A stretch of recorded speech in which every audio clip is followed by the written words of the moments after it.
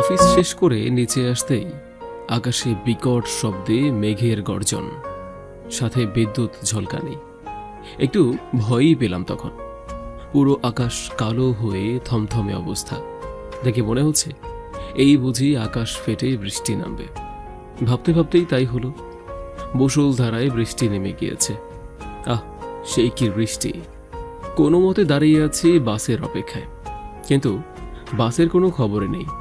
আমার সাথে যারা দাঁড়িয়েছিল একে একে তারা সবাই চলে যায়, কিন্তু আমার গন্তব্যের বাসের কোনো খবরই নেই। কি আজব ব্যাপার! বেশ বিরক্ত লাগছিল, তবে সেটা বেশিক্ষণ আর স্থায়ী পায়নি। তার আগেই অবশেষে আমার গন্তব্যের বাসটি চলে আসলো। দ্রুত উঠে গেলাম। বাস আবার চলতে শুরু করলো তার আপন গতিতে। ঘড়িতে এখন 9টা নাগাদ বাজতে চলেছে। আজ অফিসে বেশ বড় একটা প্রজেক্ট নিয়ে মিটিং চলছিল, যার দরুন অন্যদিনের চেয়ে কিছুটা দেরি হয়ে গেল।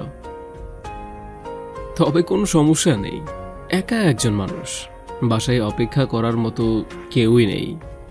বিষণ্ণতা যার বন্ধু তার আর কি লাগে বলুন এই একাকিত্ব জীবনে? কিছুই না। বাসের জানালাগুলো বন্ধ। এত জোরে বৃষ্টি হচ্ছিল যে বাইরের কিছুই দেখা যাচ্ছিল না। এই বৃষ্টির সময়সীমা আমার গন্তব্য পর্যন্ত অতিবাহিত হলো। তারপর বাস থেকে নেমেই দিলাম দৌড়। যে বৃষ্টি, পুরো ভিজেই যাচ্ছে। 2টো গলি পরেই আমার বাসা। প্রথম গলি পার করে দ্বিতীয় গলির সামনে আসতেই মনে হলো চোখে কিছু একটা বেজেছে। কিছু একটা পিছনে ফেলে এসেছি। অদ্ভুত কিছু। থমকে যাই তখন। দ্রুত পিছনে ঘুরে তাকিয়ে দেখি বিয়ের ড্রেস পরা একটা মেয়ে সম্পূর্ণ বৃষ্টিতে ভিজে চুপচুপে অবস্থায় গুটিসুটি মেরে একটা বাড়ির দেয়াল ঘেঁষে দাঁড়িয়ে কাঁপছে। এদিকে আমি যে বৃষ্টিতে ভিজছি তার কোনো হদিসই যেন আমার নেই। থাকবে বা কিভাবে? এরকমই অদ্ভুত দৃশ্য খুব কমই দেখা যায়। আমি অজান্তেই মেয়েটার সামনে গিয়ে দাঁড়িয়ে তাকে একটু দেখে অসম্ভব অবাক হয়ে বলে উঠলাম, অবনী তুমি? অবনী আমার কণ্ঠ শুনে বেশ চমকে ওঠে এবং আমার দিকে তাকায়। আমি ওর অশ্রুসিক্ত নয়নজোড়া স্পষ্ট দেখতে পাচ্ছি। তার চেয়ে বেশি নজর কাড়ছে ওর কাপা শরীর দেখে। অবনী আমাকে দেখে হাউমাউ করে কেঁদে দিয়ে বলে, স্যার, আমাকে বাঁচান, আমি আর পারছি না, প্লিজ আমাকে একটু ঠাঁই দেন, আমার খুব খারাপ লাগছে। অবনীর এমন আকুতি শুনে আর ওর এই অবস্থা দেখে আমি কিছুটা উপস্থিত বুদ্ধি হারিয়ে ফেলি। কিন্তু মেঘের গর্জনে অতি বিলম্বে আবার বুদ্ধি ফিরে আসে। তাই আমি অস্থির কণ্ঠে কিছু না ভেবেই বলে দেই, আমার বাসার সামনেই, তুমি তাড়াতাড়ি আমার সাথে আসো। আমি অবনীকে সাথে নিয়ে কোনো কিছু না ভেবেই আমার বাসার দিকে রওনা হই। বাড়ির মেইন গেট দিয়ে ঢুকতেই দারোয়ান চাচা দ্রুত এগিয়ে আসেন আমাদের কাছে। আমি সাথে সাথে ভয় পেয়ে যাই। এখন নিশ্চিত উনি আমাকে জেরা করবেন, কিন্তু আমার সব ধারণাকে ভুল প্রমাণ করে দিয়ে উনি কিছুক্ষণ আমাদের দেখে দ্রুত আমার কাঁধ থেকে ব্যাগটা নিয়ে বললেন, স্যার আসেন, আমি সাহায্য করছি।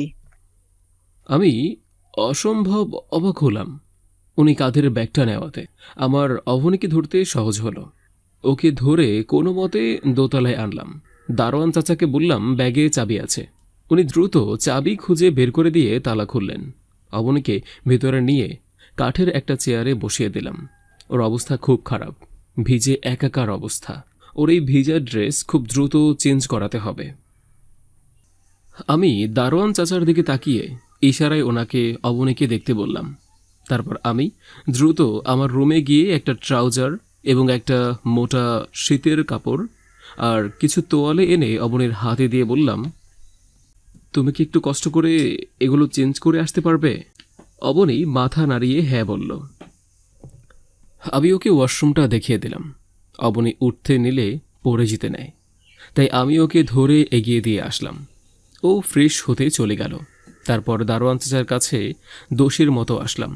আমি কিছু বলতে যাওয়ার আগেই উনি বলে উঠলেন, স্যার, কোনো কিছু লাগলে আমাকে ডাক দিয়েন, আমি নিচে আছি, চিন্তা নাই। জিজ্ঞেস করবেন না এই মেয়ে কে? বিপদ যাক, তারপর না হয় সব জানা যাবে, আপনি কোনো চিন্তা কইরেন না। আপনি আসলেই অনেক ভালো একটা মানুষ। সত্যি অনেক ভালো, আমার বাবার মতো। আপামনির খেয়াল রাখেন, আমি আসি। আচ্ছা। দারোয়ান চাচা চলে গেলেন। তিনি আমাকে গত 4 বছর যাবৎ চিনেন। যেদিন থেকে এই বাড়িতে এসেছি সেদিন থেকে। হয়তো সেই বিশ্বাসেই কিছু জিজ্ঞেস করেননি, কিন্তু এখন বড় চিন্তা অবনীকে নিয়ে। ওর এই অবস্থা কেন? কি হয়েছে ওর সাথে? ভাবতে ভাবতেই কিছুক্ষণ পর অবনী বের হয়ে আসে। আমি দ্রুত ওর কাছে এগিয়ে যাই। ওকে দেখে আমি পুরো অবাক। আর ও বেশ লজ্জা আর সংকোচ করছিল আমার ট্রাউজার আর জ্যাকেট পরে। এদিকে আমিও এই প্রথম কোনো মেয়েকে এভাবে দেখছি। আমার নিজেরই কেমন জানি লাগছিল।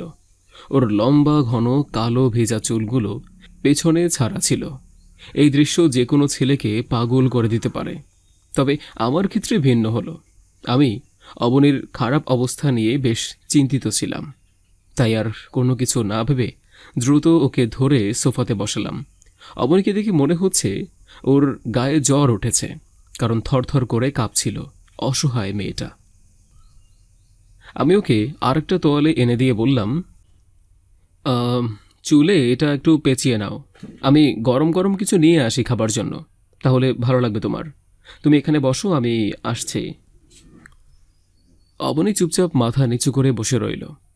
এদিকে আমি যে নিজে ভেজা শরীর নিয়ে এত কিছু করছি সেদিকে আমার কোনো খেয়ালই নেই। রান্নাঘরে গিয়ে খুঁজে ইনস্ট্যান্ট স্যুপের প্যাকেটটা বের করলাম। দ্রুত সেটা রান্না করে অবনীর জন্য নিয়ে আসলাম। ওর সামনে একটা টুল রেখে স্যুপটা রেখে বললাম, স্যুপটা খেয়ে এই 2টো ট্যাবলেট খেয়ে নাও, তাহলে জ্বরটা কমে যাবে সকালের মধ্যেই। দেখলাম অবনী লজ্জা পাচ্ছে, কেমন জানি করছে ও। আমি আবার বললাম, সংকোচ করো না, বুঝতে পেরেছি হয়তো কোনো বড় বিপদে পড়েছো তুমি। ভয় নেই, তুমি এখানে সেফ আছো, ঠিক আছে? স্যুপটা খেয়ে নাও। এবার অবনী আস্তে আস্তে স্যুপের বাটিটা হাতে নিয়ে খেতে শুরু করলো। ওকে খেতে দেখে মনে হচ্ছে ওর ভালোই লাগছে। স্যুপ খাওয়া শেষ হলে আমি পানি এনে দিলাম। ও পানির সাথে মেডিসিন দুটো খেয়ে নেয়। আমি সব কিছু রেখে আমার বেডরুমে এসে বিছানাটা সুন্দর করে রেডি করে ওর কাছে এসে বলি, অনেক রাত হয়েছে, তুমি আমার বেডরুমে গিয়ে একটু ঘুমিয়ে পড়ো। আমি কম্বল নামিয়ে দিচ্ছি, যদি বেশি শীত করে ব্যবহার করো, তাছাড়া কাঁথাও আছে। অবনী আস্তে আস্তে আমার দিকে তাকায়। মেয়েটাকে কত ইনোসেন্ট লাগছে, আর বেশ মায়াবী। ও আমার দিকে এক নজর তাকিয়ে মাথা নিচু করে বলে, স্যার, আপনাকে কি বলে ধন্যবাদ দেব আমার জানা নেই। আপনি সেই আগেও অনেক ভালো ছিলেন, আজও সেই রকমই আছেন।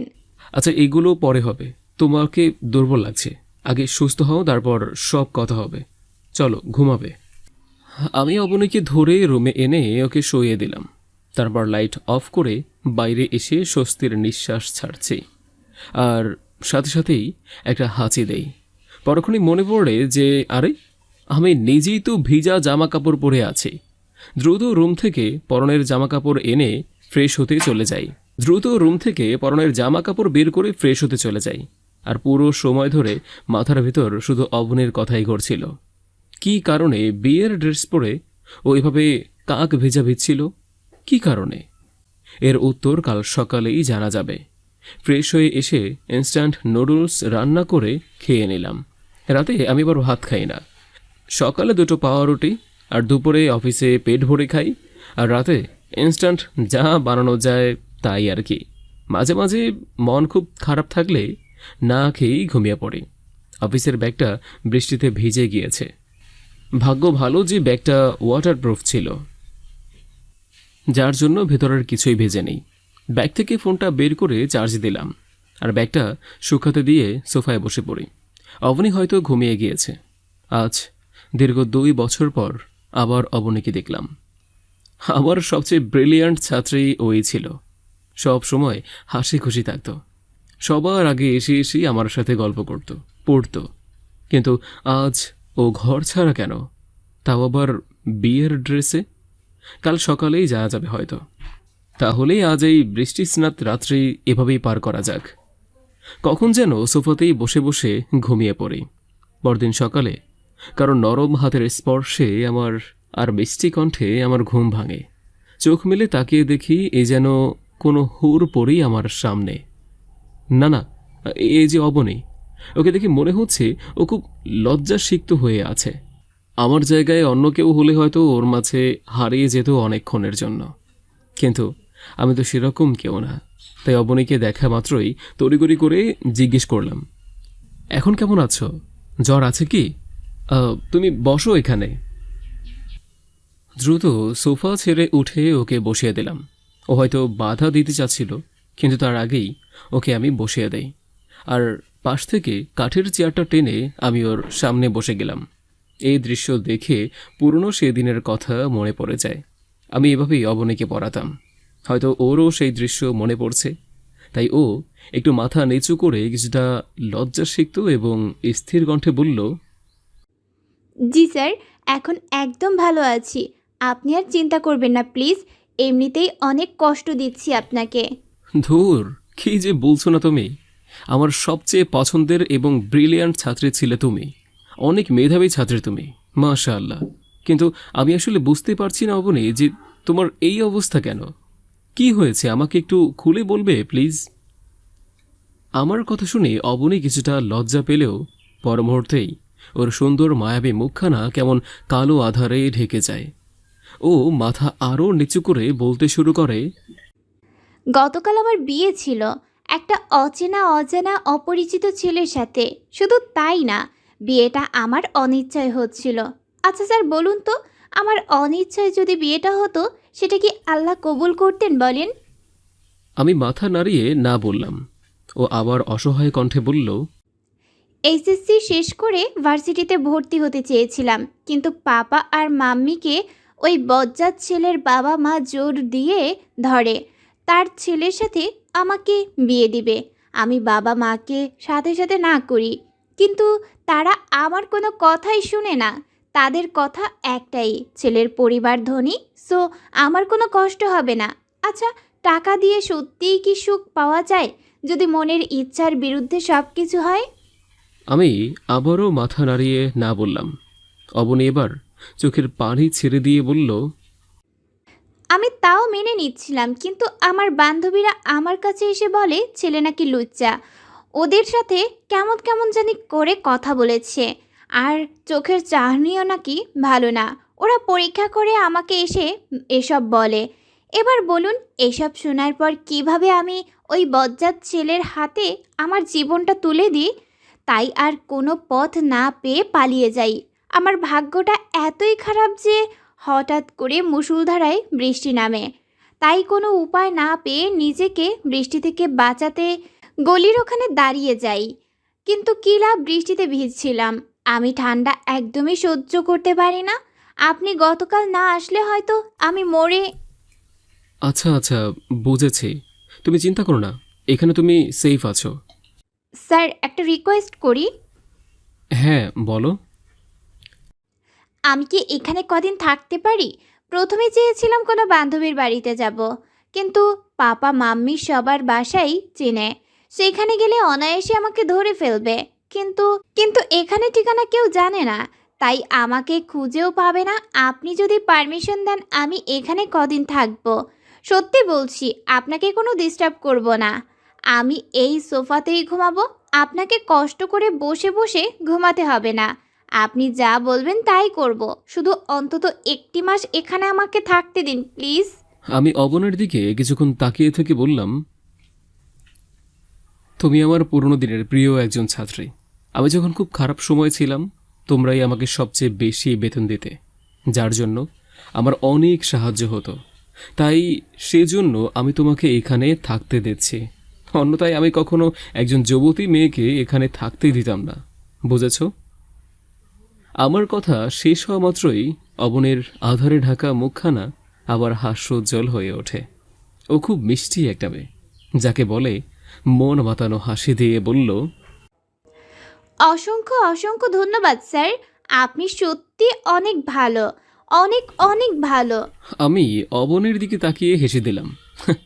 মেয়েটার বয়স 19 ছুঁয়েছে, তবুও কথা হাবভাব সেই আগের মতোই আছে, মানে বাচ্চাদের মতো আর কি। পরক্ষণে নজর গেল ওর ড্রেসের দিকে। মেয়েটা আমার জামা পরে আছে। ওর যে অস্বস্তি লাগছে তা আমি বেশ বুঝতে পারছি। তাই পাশ থেকে ফোনটা নিয়ে একটা ড্রেসের শপের অনলাইন পেজে চলে গেলাম। তারপর অবনের দিকে তাকিয়ে ফোনটা এগিয়ে দিয়ে বললাম, এইখানে তোমার যে কয়টা ড্রেস পছন্দ হয় অর্ডার করো। যেহেতু অনেকদিন থাকছো, তাই আমার জামাকাপড় পরে আর কতদিনই বা থাকবে বলো। নাও নাও, অর্ডার করো। অবনী লজ্জা ভঙ্গিতে বলে, স্যার, আপনার এত কষ্টের টাকা আমার মতো অধমের পিছনে নষ্ট করবেন?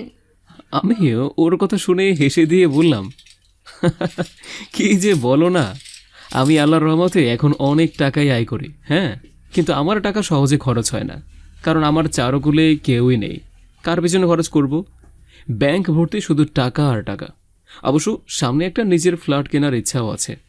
তাই বলে তোমাকে 4-5টা বা 10টা ড্রেস কিনে দিলে আমার টাকা কমবে না, এটা শিওর থাকো। নাও নাও, অর্ডার দাও তো। অবনী বেশ অবাক হয়ে আমার দিকে তাকিয়ে আছে। ওর হয়তো বিশ্বাসই হচ্ছে না কেউ ওর জন্য এমন করবে। আমি উঠে দাঁড়িয়ে ওকে আমার বিকাশ নাম্বার আর পিন নাম্বারটা বলে দিলাম, আর বললাম, যা লাগে অর্ডার করে দিও, লজ্জা করো না। এটা বলেই ফ্রেশ হতে চলে গেলাম। অবনী হয়তো আরও অবাক হয়ে তাকিয়ে আছে। আমি সেদিকে না তাকিয়ে চলে আসি। তারপর ফ্রেশ হতে হতে ভাবছি, বিষণ্ণ মাখা এই একাকিত্ব জীবনে এই ছোট্ট মেয়েটি কি ভালোভাবে থাকতে পারবে? আমি তো সারাদিন বাসায় থাকি না, ও কি করবে? একটা টিভিও তো নেই। তারপর আবার খাওয়া দাওয়া। আমি না হয় যেমন তেমন করে থাকতাম, কিন্তু ওকে তো সেভাবে রাখা যাবে না। কি যে করি! ও, নাস্তাও তো আনতে হবে। তাড়াতাড়ি ফ্রেশ হই। যাক, ভালোই হলো আজ শুক্রবার, না হলে অনেক ঝামেলা হতো। ফ্রেশ হয়ে আসতেই দেখলাম অবনী চুপচাপ বসে আছে। আমি মুখ মুছে ওর কাছে যেতেই ও মাথা নিচু করে ফোনটা এগিয়ে দেয়। আমি নিয়ে বললাম, কি অর্ডার করেছে তো, নাকি আবার করোইনি, কোনটা? না না, করেছি, বিকেলের মধ্যে ডেলিভারি দিবে। যাক, ভালোই তাহলে। আচ্ছা তুমি বসো, আমি নিচ থেকে নাস্তা নিয়ে আসি, না হলে তো না খেয়ে থাকতে হবে তোমাকে। সরি স্যার, আপনাকে সত্যি অনেক কষ্ট দিচ্ছি। একদমই না, তুমি এসব নিয়ে চিন্তা করো না। লক্ষ্মী মেয়ের মতো বসে থাকো। হ্যাঁ, আমি আসছি। আমি আমার রুমের দিকে চলে যেতেই নিয়েছিলাম, হঠাৎই অবনী পিছন থেকে বলে উঠল, স্যার, আপনি আমাকে এখনো বাচ্চা মেয়ে ভাবেন, তাই না? হ্যাঁ, তুমি তো ছোটই, অনেক ছোট। ওহ। অবনী আর কিছু বলল না, মাথা নিচু করে তাকিয়ে থাকে। আমিও কিছু না ভেবে এসে চেঞ্জ হয়ে নাস্তা আনতে চলে যাই। অবনীকে ভালোভাবে দরজা লাগিয়ে বসে থাকতে বলি। আমি সিঁড়ি দিয়ে নিচে আসতেই দারোয়ান চাচার সাথে দেখা হয়। তিনি আর আমি দুজনেই একসাথে সালাম বিনিময় করি। উনি প্রথমেই আস্তে করে জিজ্ঞেস করলেন, আপামনি কেমন আছে স্যার? আলহামদুলিল্লাহ ভালো, ওর জন্যই নাস্তা আনতে যাচ্ছিলাম। ও আচ্ছা আচ্ছা, যান।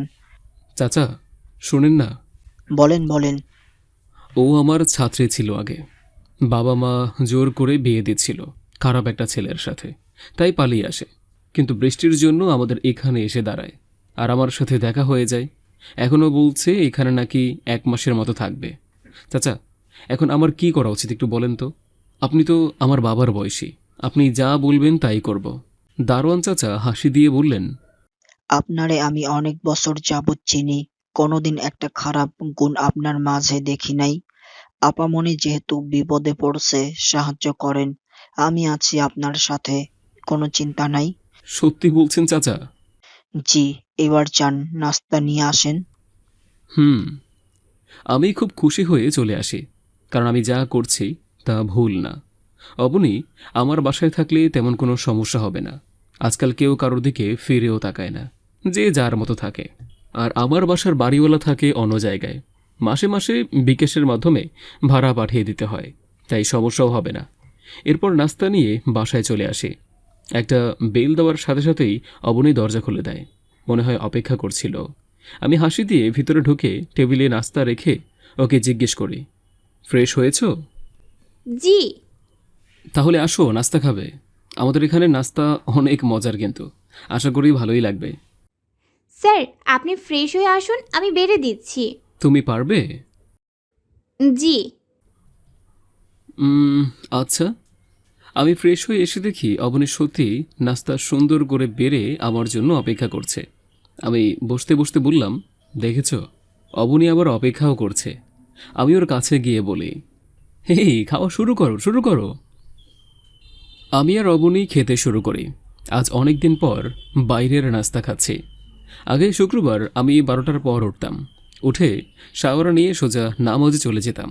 আসার সময় বাইরে থেকে খাবার এনে খেতাম। আজ অনেক দিন পর শুক্রবার এত তাড়াতাড়ি উঠে নাস্তা করতে ভালোই লাগছিল। হঠাৎ নিজের ভাবনার জগৎ থেকে বের হয়ে অবনীর দিকে তাকাতেই আমি স্তব্ধ। কারণ ও খাওয়া রেখে সমানে কাঁদছে, যাকে বলে নিঃশব্দের কান্না।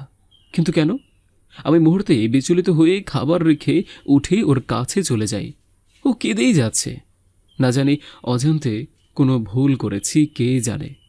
ভয়ে গলা শুকিয়ে গিয়েছে। তাও নিজেকে সামলে বেশ চিন্তিত স্বরে জিজ্ঞেস করলাম, অবনী, কাঁদছো কেন? কি হয়েছে প্লিজ বলো। আমি কি কিছু ভুল করেছি? আচ্ছা, নাস্তা ভালো লাগেনি? অন্য কোথাও থেকে আনবো?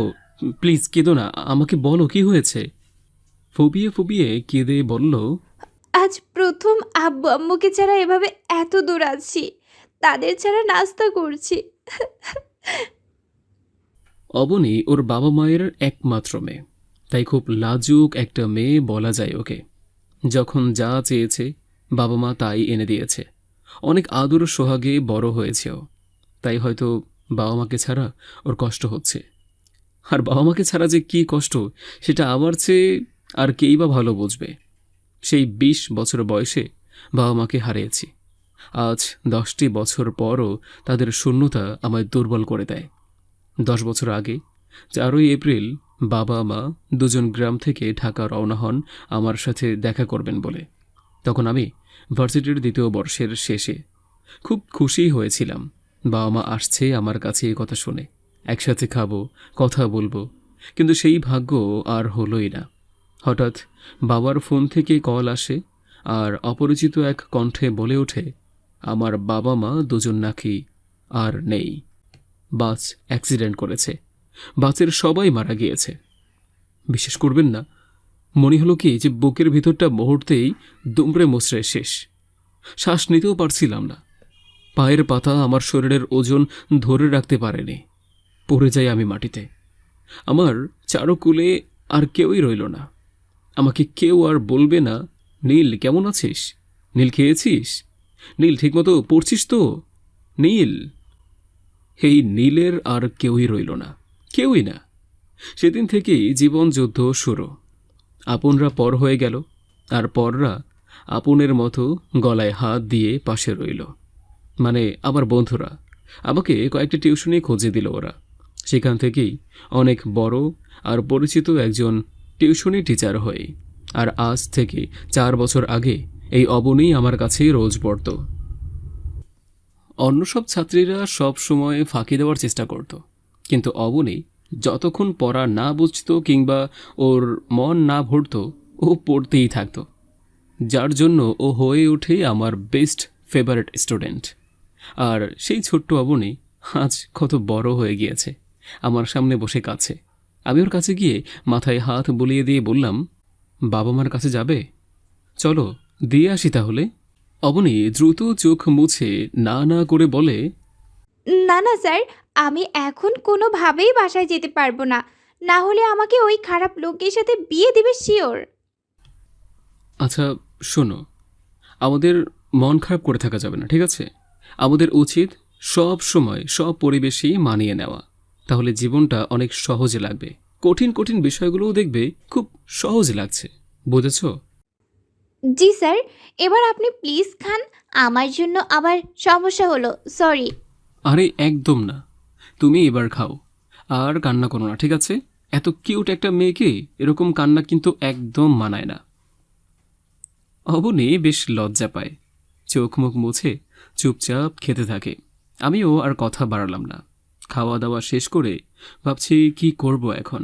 হাতে অনেক সময়। অবনীকে দেখলাম চুপচাপ সোফায় বসে আছে। ভাবতে ভাবতে মনে পড়ল, আমারও তো ল্যাপটপ আছে, সেটা ওকে দিলে ওর সময় যাবে, আর আমি ফোনে কাজ করতে পারবো। তাই আলমারি থেকে ল্যাপটপটা বের করে ওর সামনে রাখলাম। আর বললাম, এই নাও তোমার খেলনা। যা দেখতে মন চায় দেখো, ঠিক আছে? আমি একটু অফিসের কাজ করি, ওকে? অবনী খুব খুশি হয়ে সুন্দর একটা হাসি দিয়ে বলল। আচ্ছা। এরপর আমি আমার রুমে চলে আসি। তারপর আসিফকে একটা কল দিলাম। ও হচ্ছে আমার বেস্ট ফ্রেন্ড, আমার পাশে সেই ভার্সিটি লাইফ থেকেই আছে। ওকে যদি না জানাই অবনীর কথা, ও নিশ্চিত ভীষণ রাগ করবে। একটা রিং হতেই ও কলটা রিসিভ করে। হ্যাঁ ভাই, বল কেমন আছিস? এই তো আলহামদুলিল্লাহ। তুই? আলহামদুলিল্লাহ ভালো। এই বাসায় আইসা পর তোর ভাবি আজকে ভালো মন্দ রান্না করতেছে, আয় একসাথে খাই। ওই যে ও বলছে, ভাইয়া চলে আসেন চলে আসেন। আজ না রে, একটা গুরুত্বপূর্ণ কথা জানাতেই তোকে কল দিয়েছি। হ্যাঁ হ্যাঁ বল, কোনো সমস্যা ভাই? না মানে, আসলে হয়েছে কি। এরপর আসিফকে সবটা খুলে বললাম। ও সব শুনে হাসতে হাসতে বলল, ভাই, তোর সাথে কাহিনীটা সিনেমার মতো হয়ে গেল, দেখিস অবনীর সাথে তোর প্রেম ভালোবাসা হয়েই যাবে। আরে ধুর, পাগল হয়েছিস নাকি? আমি ওর থেকে কত বড়? এই 27 বছরের বইরাকে ও জীবনেও পছন্দ করবে না। আর আমি তো ওর স্যার, ওকে কখনো ছাত্রী ছাড়া অন্য নজরে দেখিনি, সামনেও হয়তো দেখতে পারবো না। এখন তোকে যা বললাম সেটা বল। বলছি শোন, তুই যা করছিস ভালোই, একটা অসহায় মেয়েকে সাহায্য করছিস, এখানে খারাপ কিছু নাই, তুই চিন্তা করিস না। অসংখ্য ধন্যবাদ ভাই।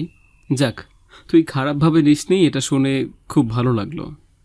তোর উদ্দেশ্য সৎ, এটাই বড় বিষয়। আচ্ছা শোন, সন্ধ্যায় আমি আর রিনা আসবো নে তোদের সাথে দেখা করতে, আর খাবারও নিয়ে আসবো নে তোদের জন্য। সো রাতের খাবারের ব্যবস্থা করিস না। আরে এমনি আয় না, আবার খাবার আনতে হবে না। চুপ থাকতো, খালি বাইরের খাবার খাইস, বাসার হাতের রান্না খেয়েও দেখ। কত বললাম এবার বিয়েটা কর, কিন্তু তুই আমার কথা শুনিস না।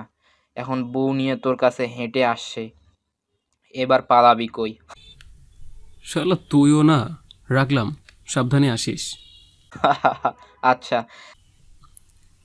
তারপর ফোনটা রেখে দিয়ে রুমের বাইরে অবনের দিকে তাকালাম। মেয়েটা মিটমিট করে হাসছে ল্যাপটপের দিকে তাকিয়ে। একদম বাচ্চা একটা মেয়ে। বয়সে বড় হলেও মনের দিক থেকে এখনও ওকে বাচ্চা লাগে আমার। অজান্তেই ওকে দেখে হেসে দিলাম। যাই হোক, দেখতে দেখতে দুপুর চলে আসলো।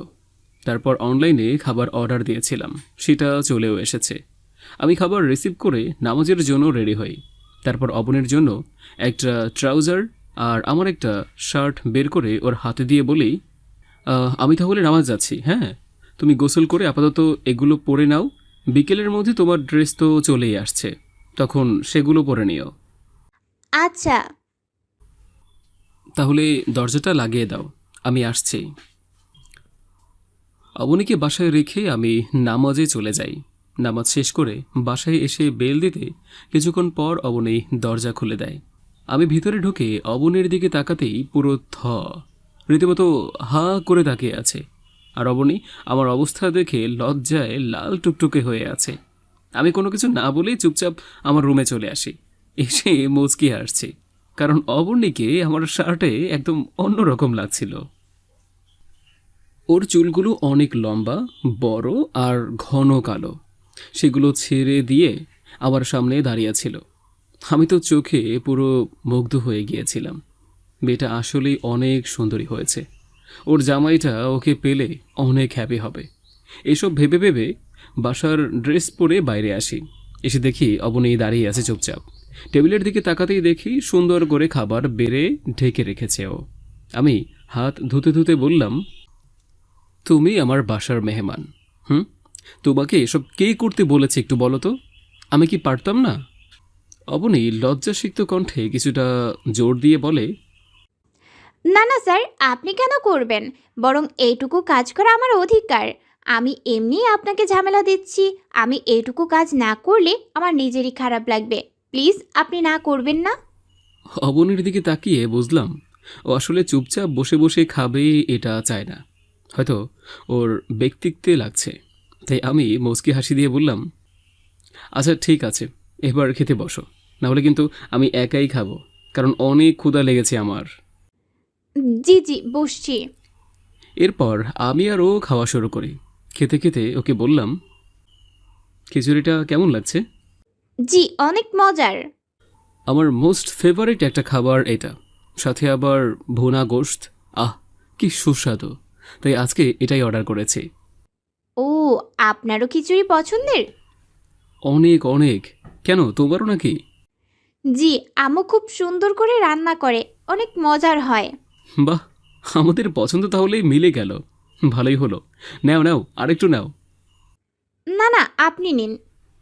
আমি তো তুমি বললেও নিব, আর না বললেও আরেকটু বেশি নিব। অবনী হেসে দেয়।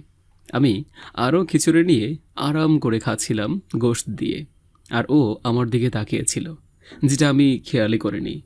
ওর সেই তাকানোর অর্থটা আমি জানিনি। খাওয়ার শেষ পর্যায়ে মনে পড়ে, ও ভালো কথা, আজ সন্ধ্যায় কিন্তু আমার সবচেয়ে কাছের বন্ধু আসিফ আর ওর ওয়াইফ আসবে আমাদের সাথে দেখা করতে। ও আমার অনেক কাছের আর আপন ভাইয়ের মতো, হ্যাঁ। আর রাতের খাবারও নাকি ও নিয়ে আসবে আমাদের জন্য। ও হুম, তুমি রেডি হয়ে থেকো। আচ্ছা। এরপর খাওয়া দাওয়া শেষ করে আমি টেবিল গোছাতে নিলে অবনী আমাকে বাধা দিয়ে সরিয়ে দেয়। আমি আর কি বলবো, তাই বাধ্য হয়ে সোফাতে এসে বসে পড়ি, যাতে অবনী না বসতে পারে। ও টেবিল গুছিয়ে এসে আমার সামনে দাঁড়ায় আর বলে, যান স্যার, আপনি গিয়ে রেস্ট নিন, আমি এখানে বসি। না না, সেটা তো হবে না। তোমার না প্রতিদিন বিকেলে ঘুমানোর অভ্যাস? যাও যাও, গিয়ে একটা ঘুম দাও। আমি বিকেলে আবার ঘুমাই না, সো চিন্তা নাই। আর তোমার পার্সেলও তো আসবে একটু পর, সেটা রিসিভ করতে হবে না? তুমি যাও, আমি আছি এখানে। স্যার, আপনার এখনো আমার সব কিছু মনে আছে? থাকবে না কেন? তুমি একদিনও বিকেলে আমার কাছে পড়তে না, ঘুম দিয়ে চোখ ফুলিয়ে তারপর সন্ধ্যায় পড়তে বসতে। অবনী খুব লজ্জা পায়, লজ্জায় আমার রুম থেকে চলে যায়, আর আমি হাসতে হাসতে সোফায় বসে ফোন চালাচ্ছি। অবনী আকাশের রুমে এসে লজ্জায় বেডে বসে পড়ে, বসে আর চোখে আকাশকে দেখতে থাকে আর মুস্কি হাসতে থাকে। ও মনে মনে বলছে, স্যার, একটা মানুষ কিভাবে এত ভালো হতে পারে বলুন তো? আপনি এত ভালো কেন? সেই আগের দিনগুলোর মতো এখনো আছেন। আপনি আমার মতো সামান্য একটা ছাত্রীর সব কিছু মনে রেখেছেন এত বছর পরেও। আমি কেন যে আপনার সামনে আসলে কথা বলতে পারি না? কেন? কবে আমি আপনাকে আমার... অবনী থেমে যায়। ওদের অবনী থেমে যায়।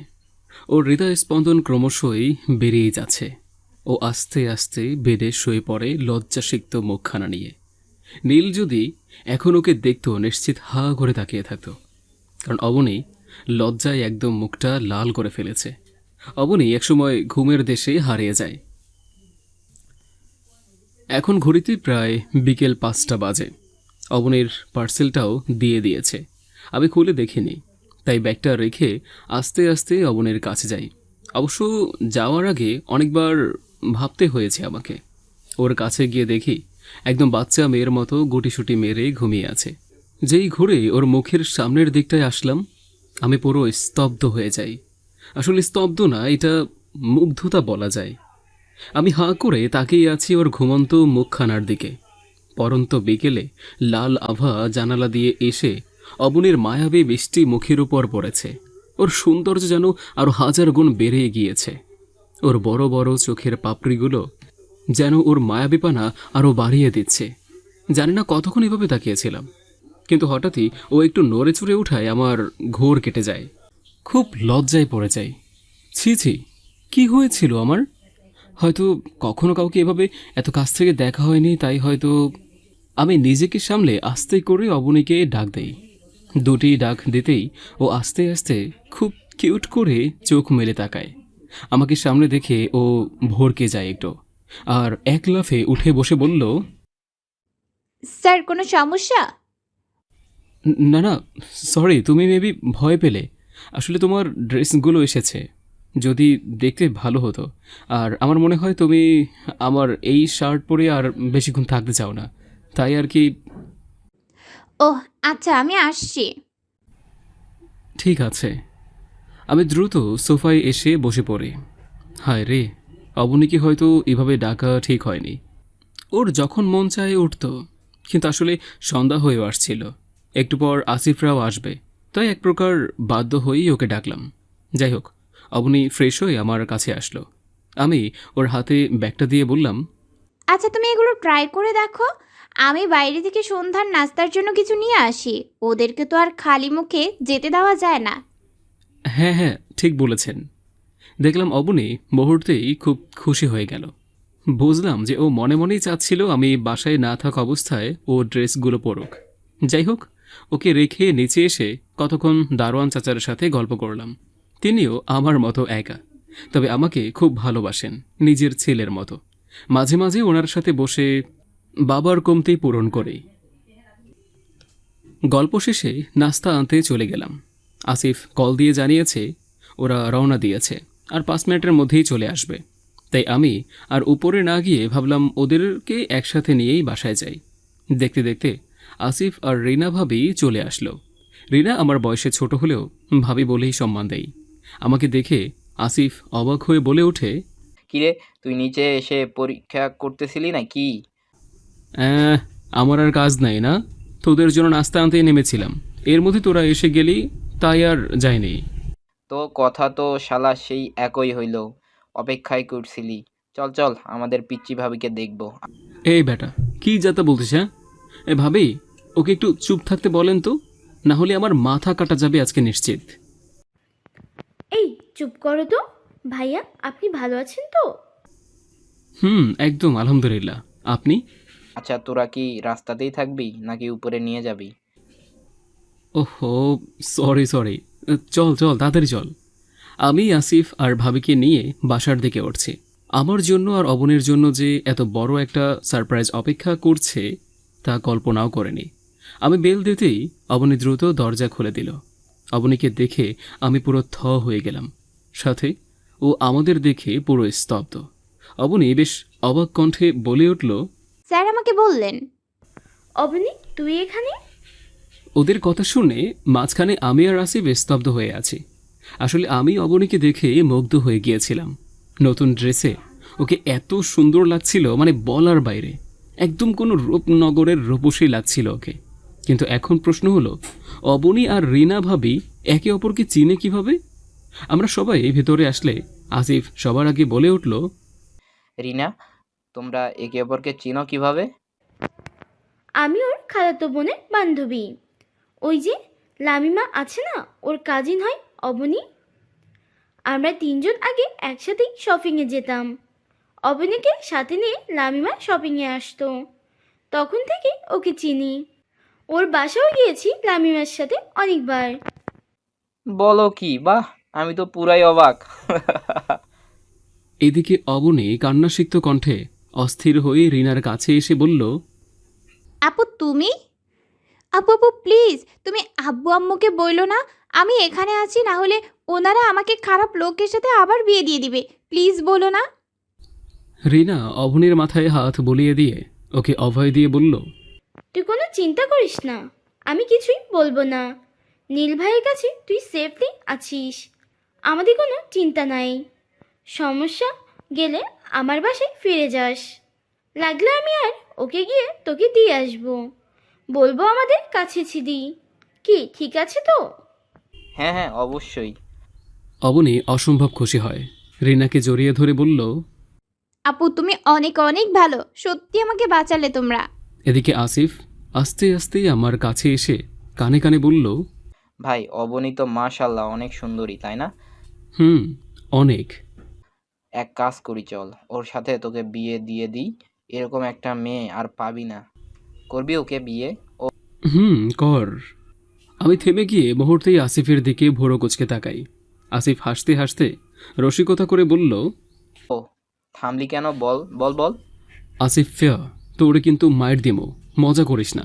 ও বিপদে পড়ে এখানে এসেছে, আমি শুধু সাহায্য করছি, এসব ভাবাও কিন্তু ভুল। আরে সিরিয়াস হচ্ছিস কেন? মজা করছিস বাপ। আচ্ছা যা, আর কিছু বলবো না, তোদের মেয়েটা তোরাই বোঝ। আচ্ছা বাদ দে, আয় আগে বস। অবনী, তোমার আপুকে নিয়ে বসো, আমি নাস্তা নিয়ে আসছি। চিচি একদম না, আমি আনছি, আপনি বসুন, আমাকে দিন এসব। আরে না না, তুমি ওদের সাথে গল্প করো, আমি আনছি। এই যে সকালে কি বলছিলাম। আমার আর অবনীর খুনসুটি দেখে আসিফ আর রিনা সেই মজা পাচ্ছিল। আসিফ রিনাকে ইশারা দিলে রিনা এসে আমার হাত থেকে নাস্তা নিয়ে বলে, ভাইয়া আপনি ওর সাথে বসে গল্প করুন, আমরা দুই বোনেরা আপনাদের জন্য নাস্তা নিয়ে আসছি। আরে ওহ, তুই এখানে এসে বস তো। আচ্ছা। রিনা অবনীকে নিয়ে কিচেনে চলে যায়। আমি আর আসিফ একসাথে বসে কথা শুরু করি। অন্যদিকে অবনী আর রিনা কিচেনে গিয়ে নাস্তা রেডি করতে করতে বলল, আকাশ ভাইয়া তো এখানে একা থাকে, তার উপর সে আবার সারাদিন বাসার বাইরে থাকবে। তুই কি একা একা এখানে থাকতে পারবি? যদি তোর কোনো সমস্যা না হয় আমাদের সাথে আমাদের বাসায় যেতে পারিস।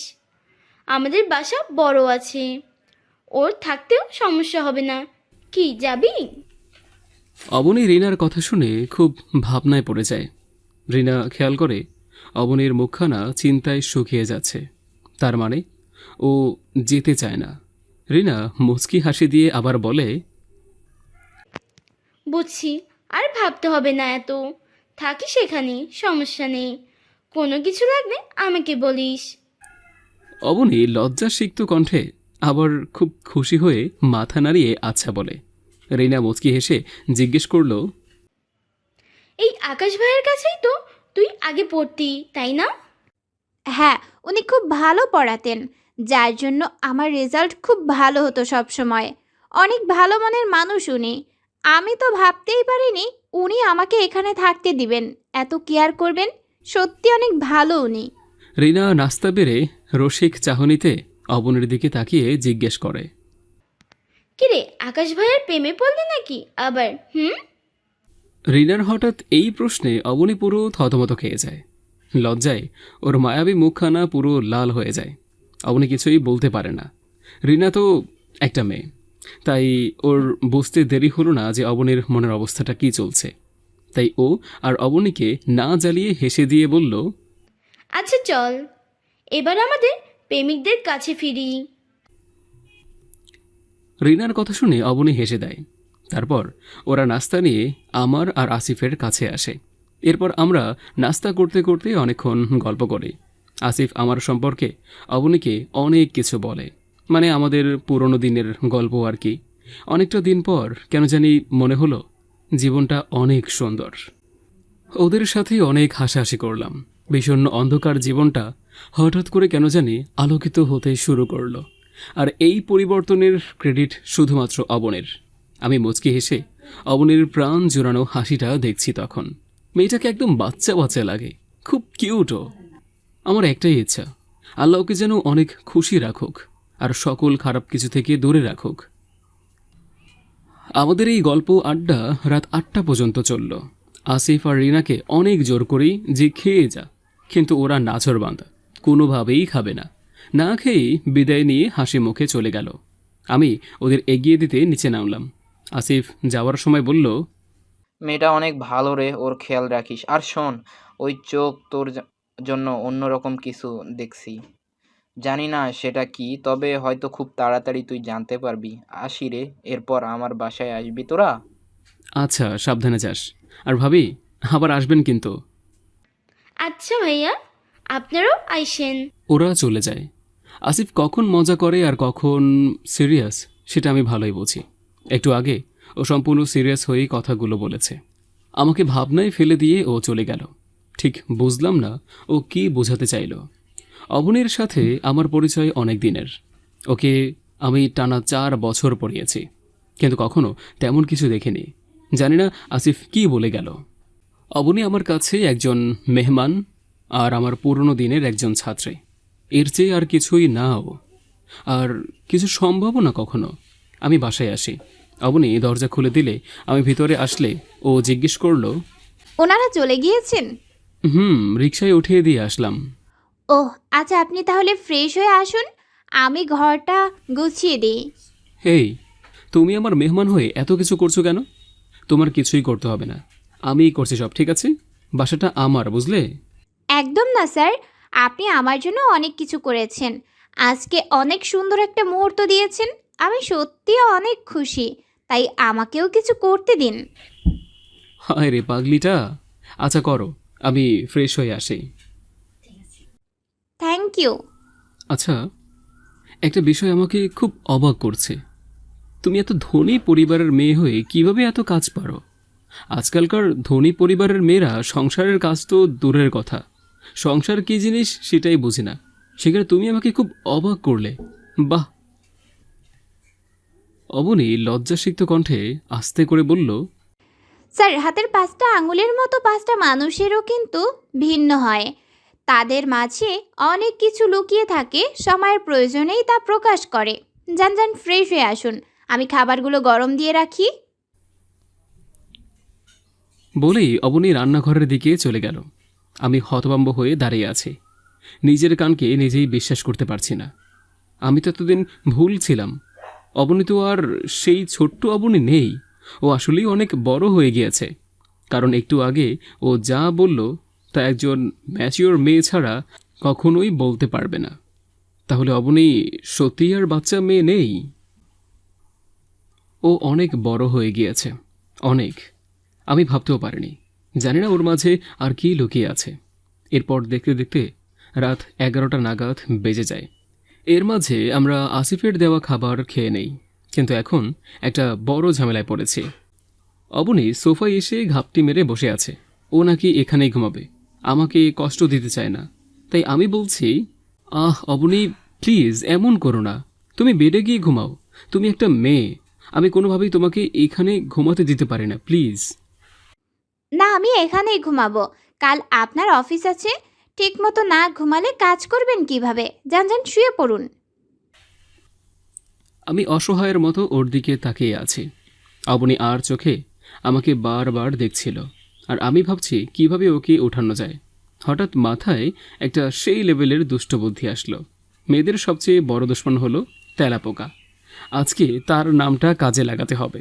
আমি হঠাৎই লাফ দিয়ে দূরে সরে গিয়ে হালকা জোরে চিৎকার দিয়ে ওকে ভয় দেখিয়ে বললাম, এই এই, তেলাপোকা তেলাপোকা। আমাকে পুরো স্তব্ধ করে দিয়ে অবনী এক লাফে উঠে এসে আমাকে শক্ত করে জড়িয়ে ধরে ভীষণ ভয় পেয়ে বলল, ই, বাঁচান বাঁচান। আমার পুরো শরীরের সাথে অবনী এখন মিশে আছে। আমি পাথরের মতো দাঁড়িয়ে আছি। ও ভয়ে আমার বুকের মাঝে মুখ লুকিয়ে আমাকে শক্ত করে ধরে আছে। কি হলো এটা? এরকমটা তো হওয়ার কথা ছিল না। এখন কি হবে? যখন ও জানতে পারবে আমি মজা করেছি। একটা ডোক গিলে একটু বুদ্ধি খাটিয়ে বললাম, চলে গিয়েছে, দেখেছ? আগেই বলেছিলাম যে এখানে থাকা যাবে না, নয়তো তেলাপোকা মহাশয় তোমাকে আরও ঝামেলায় ফেলবে। আমি কথা শেষ করা মাত্রই অবনী আমাকে ছাড়ার বদলে আরও শক্ত করে জড়িয়ে ধরে, আর আস্তে আস্তে করে বলছে, আমার খুব ভয় করছে। এই তেলাপোকাকে আমি ভীষণ ভয় পাই। প্লিজ ওটাকে সরান, প্লিজ। অবনীর শরীরের স্পর্শ আর ওর উষ্ণতা আমি স্পষ্ট অনুভব করছি। জীবনে প্রথম এমন অদ্ভুত রকমের অসম্ভব সুন্দর কোনো কিছু অনুভব করছি আমি। একটা মেয়ের স্পর্শ যে এতটা মধুর হয় জানা ছিল না আগে। আমার জায়গায় হয়তো অন্য কেউ হলে নিজেকে সামলাতে পারত না, কিন্তু আমার কাছে একটা মেয়ের সম্মান আর তার আমার প্রতি বিশ্বাসটা অনেক বড়। তাই আস্তে করে অবনীকে ধরে আমার থেকে ছাড়িয়ে ওর থেকে একটু দূরে সরে দাঁড়িয়ে আমার কান দুটো ধরে বললাম, প্লিজ রাগ করো না, আসলে তেলাপোকা ছিলই না। তোমাকে সোফা থেকে উঠাতে একটু মজা করেছি, বাট ভাবিনি তুমি এত ভয় পাবে। সরি, এই যে কান ধরেই বলছি, সরি। অবনী অবাক হয়ে আমার দিকে কিছুক্ষণ তাকিয়ে রইল, আর এদিকে আমি লজ্জায় মাথা নিচু করে আর চোখে ওকে দেখছিলাম বারবার। মনে মনে ভাবছি ও হয়তো আমার ওপর চড়াও হবে আর রাগ করবে, কিন্তু আমার সব ধারণাকে ভুল প্রমাণ করে দিয়ে ও হঠাৎই অট্ট হাসিতে ভেঙে পড়ে। সে কি তার মন মাতানো হাসি! হাসতে হাসতে ও বলছে, ইয়াহু ইয়াহু, সবসময় স্যাররা স্টুডেন্টদের কান ধরায়, আজ আমি স্যারকে কান ধরিয়েছি। কি মজা, কি মজা। অবনী শুধু আমাকে দেখে হাসছে আর মজা নিচ্ছে। আমিও ওর কথা শুনে মুচকি হাসি দিয়ে আস্তে আস্তে কান ছেড়ে দিয়ে লজ্জা পাচ্ছিলাম, আর ওর হাসিটা দেখে মুগ্ধ হচ্ছিলাম।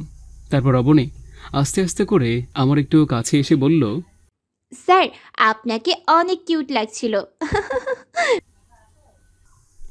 খুব দুষ্ট। যাও বিছানায় গিয়ে শুয়ে পড়ো, নাহলে কিন্তু সত্যি সত্যি তেলাপোকা চলে আসবে। এ ভয় দেখান কেন এত? যাচ্ছি তো। যাও যাও, শুভরাত্রি। কোনো সমস্যা হলে ডাক দিও, হ্যাঁ, সংকোচ করো না। আচ্ছা। অবনী আমার রুমে চলে যেতে নেয়, আর আমি ঘুরে সোফায় শোয়ার জন্য ব্যবস্থা করছিলাম। হঠাৎ পিছন থেকে অবনী ডাক দেয়। স্যার। আমি ওর দিকে ফিরে তাকিয়ে বললাম, বলো, কিছু লাগবে? খেয়াল করলাম অবনীর পুরো মুখখানা লাল টুকটুকে হয়ে আছে, মানে ও ভীষণ লজ্জা পাচ্ছে। ওর লজ্জাসিক্ত মুখখানাও অসম্ভব সুন্দর লাগছে। ও লজ্জাসিক্ত কণ্ঠে আর চাহনিতে আমার দিকে তাকিয়ে আমতা আমতা করে বলল, আপনার মতো একজন মানুষকে পাওয়া সব মেয়েরই স্বপ্ন। আপনি সত্যি অনেক ভালো, অনেক অনেক বেশি ভালো। আসি, শুভরাত্রি। বলেই ও এক প্রকার লজ্জায় দৌড়ে চলে গেল। আমি মুচকি হাসলাম। নিজের এত প্রশংসা শুনতে ভালোই লাগছে, কিন্তু অবনী এই কথাটা কেন বলল? সব মেয়ের মধ্যে কি ও পড়ে, নাকি ও বাদে? কি জানি, এসব ভাবতে চাই না। অবনী আমার জীবনের কয়েকদিনের মেহমান মাত্র। ওর খেয়াল রাখা আমার একমাত্র দায়িত্ব। আমার দ্বারা ওর বিন্দু পরিমাণ ক্ষতি হতে দেওয়া যাবে না। একটা মেয়ে আপনাকে অন্ধভাবে বিশ্বাস করল, আপনার কাছে একটু সাহায্য চাইল, আর আপনি তার বিশ্বাসের সুযোগ নিয়ে তার ক্ষতি করবেন। এতে করে কি হবে জানেন? আপনি পুরুষ সমাজে কাপুরুষ নামে আখ্যায়িত হবেন, আর নারী সমাজ আপনাকে ঘৃণা করবে। তাই কখনোই কোনো অসহায় মেয়ের সুযোগ নেওয়া উচিত না। বরং সে যদি ভুলও করতে নেয়, আপনার উচিত তাকে থামানো, তার বিশ্বাসটুকু রক্ষা করা। আমি সেটাই করেছি, আর সামনেও তাই করব। অবনীর কথা ভাবতে ভাবতে সোফায় শুয়ে পড়ি। শুয়ে শুয়ে ভাবছি, এই একাকিত্ব জীবনে আমার সঙ্গী কে হবে? না আছে বাবা মা, না আছে কোনো আত্মীয় স্বজন। কেই বা দিবে আমার মতো অনাথ একটা ছেলের হাতে তার মেয়ে? কেউই না। তাই আসিফ অনেকবার বলার পরেও বিয়ের দিকে আমি যাইনি, কারণ আমার দুর্বলতার জন্য যদি আমাকে কেউ আবার রিজেক্ট করে, আমি সেটা মানতে পারবো না। আজ থেকে কয়েক বছর আগে আমিও কারো প্রেমে পড়েছিলাম। কাউকে অনেক ভালো লেগেছিল, কাউকে অনেক ভালোবেসেছিলাম, কিন্তু আবার চারকুলে কেউ না থাকায় সে আমায় না করে দিয়েছিল। আমার হাতটা ধরে বলেনি, আকাশ, আমি আছি তোমার পাশে, আমার শুধু তোমাকেই লাগবে, আর কাউকে না। সে এটা বলেনি। তার কাছে আমার পরিবার, টাকা, ধন সম্পদ এগুলো থাকাই হচ্ছে মেইন ছিল তার কাছে। সেদিনের পর এই ভাঙা মন আর জোড়া লাগেনি। একাকিত্বকেই আমার জীবন সঙ্গী বানিয়ে নিয়েছি। লাগবে না কারো ভালোবাসা, লাগবে না কারো আমার হাত ধরা। আমি একাই ভালো আছি, অনেক ভালো। এসব ভাবতে ভাবতে অনেক ঘুম চলে আসে চোখে। কাল সকালে আবার তাড়াতাড়ি উঠতে হবে, তাই নিজের বিষণ্ণতাকে আর মনে না করে ফোনে অ্যালার্ম দিয়ে ঘুমিয়ে যাই। পরদিন সকালে ফোনের অ্যালার্মটা সেই কখন থেকে বেজেই যাচ্ছে। ঘুমের চোখেই ফোনটা খুঁজে অ্যালার্মটা বন্ধ করলাম। তারপর আড়মোড়া দিয়ে আস্তে করে চোখ মেলে তাকাতেই অদ্ভুত কিছু দেখলাম, যেটা আমাকে বেশ অবাক করল। আর সেটা হলো কাঁথা। আবার গায়ে কাঁথা আসলো কি করে? বাসায় আমি ছাড়া শুধুমাত্র অবনী আছে, তাহলে ও দিয়ে গিয়েছে? হ্যাঁ, ও ছাড়া আর কেই বা দিবে। বিষয়টা খুব ভালো লাগলো। বাচ্চা মেয়েটা আমাকে নিয়ে কত ভাবে। ও সরি, অবনী মোটেও বাচ্চা না, ও অনেক বড় হয়ে গিয়েছে। মেয়েটা সব বোঝে। ওর কথা ভেবে হাসি দিয়ে ফ্রেশ হতে চলে গেলাম। ফ্রেশ হয়ে এসে রুমে উকি মেরে দেখি অবনী গভীর ঘুমে আচ্ছন্ন। তাই ওকে না ডেকে বাইরে থেকে তালা মেরে নাস্তা আনতে চলে যাই। তাড়াতাড়ি নাস্তা এনে আবার বাসায় চলে আসি। অবনী এখনও ঘুমাচ্ছে। আমি টেবিলে সুন্দর করে নাস্তা বেড়ে অফিসের জন্য রেডি হতে থাকি। রেডি হয়ে পাউরুটিতে জ্যাম লাগিয়ে খেয়ে নেই। এদিকে আবার সকাল সকাল বেশি খেয়ে অফিসে যেতে একদম ভালো লাগে না, তাই অল্পই খাই আমি। নাস্তা করে এবার অফিসে যেতে হবে। ঘড়িতে 9টা বাজতে চলেছে। আমি আস্তে আস্তে অবনীর কাছে গেলাম। দেখলাম ও ঘুমাচ্ছে। ওকে ডাক দিলাম, অবনী, অবনী। দুটো ডাক দিতেই চোখ মেলে তাকায় ও। আমাকে দেখে দ্রুত উঠে বসে আর বলল, সরি সরি, দেরি হয়ে গেল। আপনি তো পুরো রেডি হয়ে গিয়েছেন। ইস, আমি কিছুই করতে পারলাম না। এখন কি করব আমি? আপনি নাস্তা করেছেন? আহা, শান্ত হও। হ্যাঁ, করেছি। তোমার নাস্তা টেবিলে রাখা আছে, উঠে ফ্রেশ হয়ে খেয়ে নিও। আর দুপুরে দারোয়ান চাচা তোমাকে খাবার দিয়ে যাবেন, ঠিক আছে? আর রাতেরটা আমি নিয়ে আসার ব্যবস্থা করব। কোনো চিন্তা করো না, কেমন? নাও, এবার দরজাটা লাগিয়ে দাও, আমাকে যেতে হবে, দেরিও হচ্ছে। আরেকটা কথা, আমি আর দারোয়ান চাচা ছাড়া কেউ আসলে ভুলেও কিন্তু দরজা খুলবে না, ওকে? ঠিক আছে, সরি, আমি এতক্ষণ ঘুমিয়েছিলাম। আপনাকেই সব করতে হলো। হয়েছে, আসো, দরজা দাও। জি, সাবধানে যাবেন কিন্তু। আচ্ছা। এরপর অবনীকে বিদায় দিয়ে অফিসের উদ্দেশ্যে রওনা দিলাম, কিন্তু মনটা কেন জানি বাসাতেই পড়ে রইল। জানি না, কিন্তু কেন জানি ওর জন্য খুব চিন্তাও হচ্ছিল। ঠিকমতো একা থাকতে পারবে কি না, ফোন ল্যাপটপ কিছুই তো নেই বাসায়। সারাদিন যে ও কী করবে সেটাই ভাবছি। দারোয়ান চাচাকে বলেছি দুপুরে অনলাইন থেকে খাবার আসলে সেই যেন রিসিভ করে উপরে দিয়ে আসে। তাও চিন্তা হচ্ছে, ও আমার উপর ভরসা করে আমার কাছে আছে, হয়তো সেই ভরসার জন্যই এত চিন্তা হচ্ছে। আকাশ চলে গেল। অবনী দরজাটা লাগিয়ে দরজার সাথে পিঠ ঠেকিয়ে কতক্ষণ চুপচাপ দাঁড়িয়ে থাকে আর ভাবে সারাদিন কি করবে। তার উপর একা বাসায় একটু ভয় ভয়ও করছিল। কিন্তু হঠাৎই ওর মাথায় একটা কথা আসে, আর সাথে সাথে ও খুব লজ্জা পায়। মায়াবী মুখে মুচকি একটা হাসি দিয়ে লম্বা ঘন কালো কেশগুলো খোপা করে ফেলে। তারপর ফ্রেশ হয়ে এসে নাস্তার টেবিলে বসে, দেখে নাস্তার প্লেটের নিচে একটা চিঠি। ও দ্রুত খুশি হয়ে বেশ কৌতূহল নিয়ে চিঠিটা খুলে পড়তে শুরু করে। সরি, বাসায় কোনো ফোন বা ল্যাপটপ কিছুই রেখে যেতে পারেনি। জানি না সারাদিন কি করে সময় কাটাবে। তবে মন খারাপ করো না, আমি তাড়াতাড়ি আসার চেষ্টা করব। আর কোনো সমস্যা হলে নিচে দারোয়ান চাচার কাছে গিয়ে আমাকে কল দিও, তাহলে সে কল দিবে। আর হ্যাঁ, ঠিকমতো খাওয়া দাওয়া করো, মন খারাপ করো না আবার, ঠিক আছে?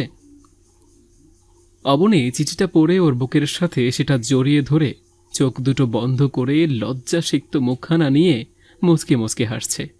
ওর ভিতরে যত ভয় সংকোচ ছিল সবই মুহূর্তের মধ্যে নাই হয়ে যায়। আকাশের চিঠিটা ওকে অনেক সাহসী করে তোলে। অবনী বেশ মজা করে নাস্তা খেয়ে সুন্দর করে সব কিছু ধুয়ে রান্নাঘরও পরিষ্কার করে ফেলে। তারপর হাতে চা নিয়ে খেতে খেতে আকাশের পুরো বাসাটা ঘুরে ঘুরে দেখতে থাকে। ছোট বাসা হলেও বাসাটা অনেক সুন্দর। ঘুরতে ঘুরতে বারান্দায় যায় অবনী। বেশ সুন্দর একটা বারান্দা, আবার বসার জন্য একটা ছোট্ট চেয়ারও আছে। অবনী লজ্জা মাখা মুখ নিয়ে চেয়ারে বসে, কিন্তু শহরের কোলাহল আর যানবাহনের শব্দ ওর মাথাটা ধরিয়ে দেয়। তাই আর বেশিক্ষণ সেখানে না বসে অনেকটা বিরক্ত হয়ে ও বাসার ভেতর চলে আসে। এসে চায়ের কাপটা রেখে ও ঠিক করে যে আজ পুরো বাসাটা ও পরিষ্কার করবে, আকাশকে অবাক করে দিবে। একদম ওর মন মতো করে বাসাটা সাজাবে ও। অবনী কাজে লেগে যায়, কারণ ওর মনে হচ্ছিল ও এই বাসার নতুন বউ, আকাশের বউ, ওর প্রিয় স্যারের স্ত্রী। এসব ভেবে লজ্জায় গুলো হয়ে যাচ্ছিল অবনী। মনের সুখে গান গাইতে গাইতে কাজ করছিল ও। সত্যি আজ আকাশ অনেক অবাক হবে। অবনী শুধু আকাশের আসার অপেক্ষায় আছে। এদিকে আকাশও খুব অস্থির হয়ে আছে বাসায় আসার জন্য। দেখতে দেখতে সন্ধ্যা হয়ে আসে। অবনী অধীর আগ্রহ নিয়ে সোফায় বসে আকাশের জন্য অপেক্ষা করছে যে কখন আকাশ আসবে, কখন ওর শূন্য মনটা আবার ভরে যাবে আকাশকে দেখে। এদিকে আমি দ্রুত কাজ শেষ করে বাসার জন্য রওনা দিলাম। আসার সময় সন্ধ্যার নাস্তার জন্য অনেক কিছু কিনে নেই, যাতে অবনী অনেক খুশি হয়। বাসায় এসে মেইন গেটের সামনে একটা বেল দিতেই অবনী দ্রুত দরজা খুলে দেয়। ওর চোখে মুখে ভীষণ উত্তেজনা। আমি ভিতরে ঢুকেই সবার আগে ওর হাতে বড় একটা পিৎজার বক্স দিলাম, শর্মা, বার্গার, স্যান্ডউইচ এগুলো দিলাম। ও এসব দেখে পুরো অবাক। আমিও ওর হাসিমাখা মুখ দেখে যেই ভিতরে আসি, আমিও পুরো হাঁ করে তাকিয়ে আছি আমার পুরো বাসার দিকে। আরে, এ আমি কার বাসায় আসলাম? আমি তাকিয়ে দেখি পুরো বাসা ঝকঝক করছে, প্রতিটা আসবাবপত্র একদম নতুনের মতো চকচক করছে।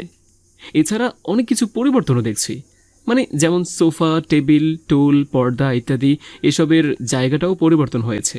সব মিলিয়ে মনে হচ্ছে নতুন কোনো বাসায় এসেছে। আমি অবাক পানে সবটা দেখছিলাম। হঠাৎ অবনী পাশ থেকে আস্তে করে লজ্জাসিক্ত কণ্ঠে বলে উঠল, কেমন হয়েছে? আমি এদিকে প্রচণ্ড খুশি হয়ে ওর দিকে তাকিয়ে বললাম, অসম্ভব অসম্ভব সুন্দর হয়েছে, মানে বলার বাইরে। তুমি কিভাবে কি করলে?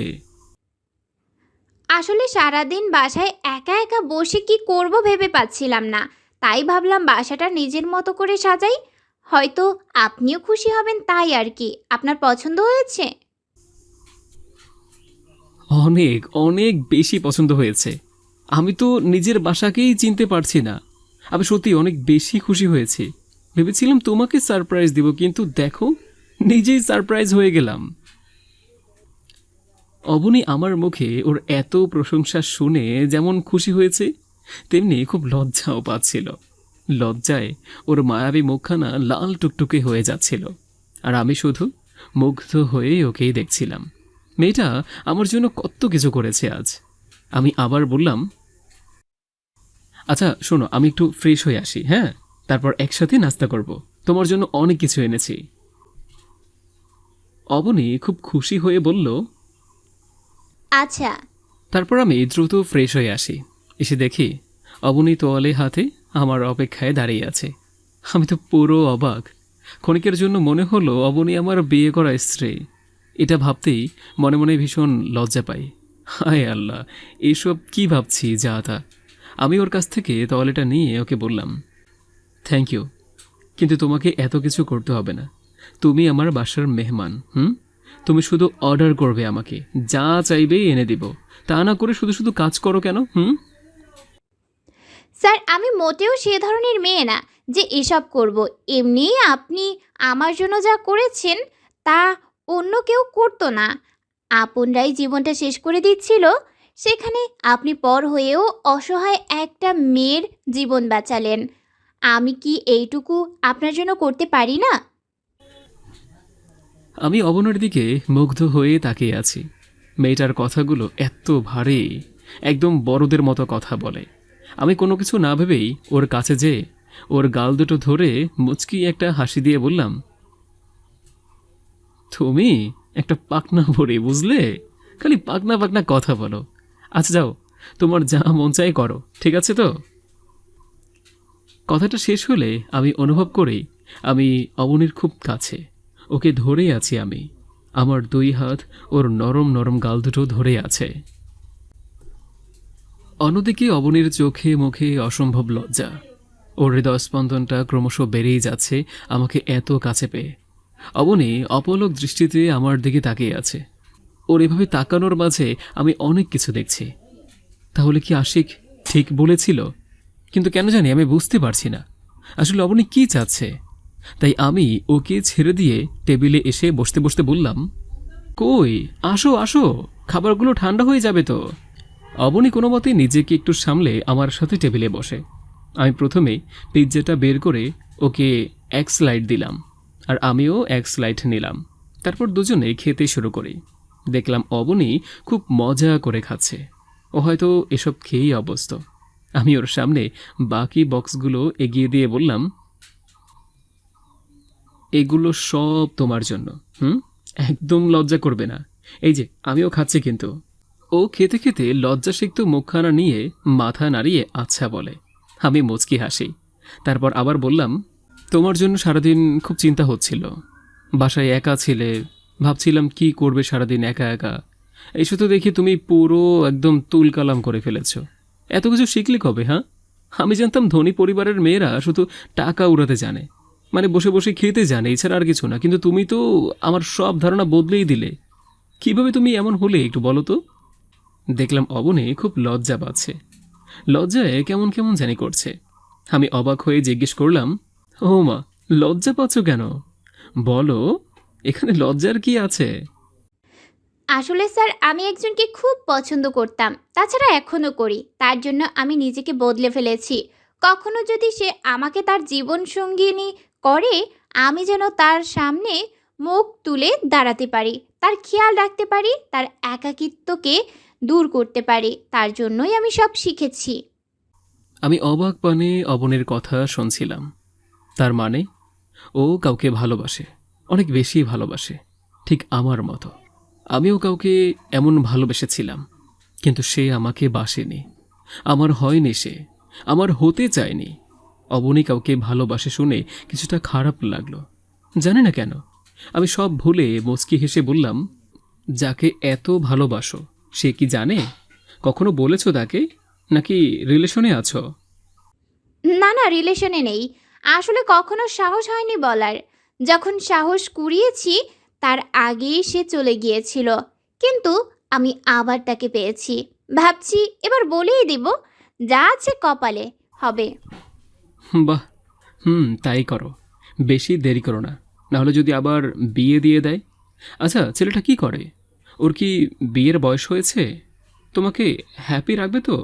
অবনী আমার চোখের দিকে তাকিয়ে বলল, স্যার, সে অনেক ভালো, সব সময় আমার খেয়াল রাখে, আমার খারাপ সময় আমার পাশে থাকে, আমাকে অনেক সুন্দর করে বোঝায়।